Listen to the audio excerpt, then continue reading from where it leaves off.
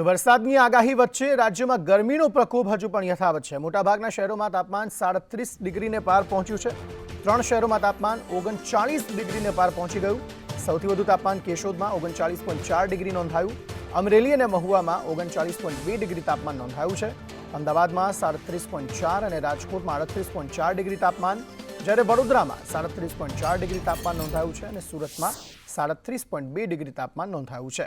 એટલે કે વરસાદ 10 અને 11 એપ્રિલે આવી શકે તેવી શક્યતાઓ વ્યક્ત કરાય છે, પરંતુ તે પહેલાં કાળઝાળ ગરમી જે છે તે રાજ્યમાં અનુભવાઈ રહી છે અને 38-39 ડિગ્રી સુધી તાપમાન જે છે તે પહોંચી ગયું છે।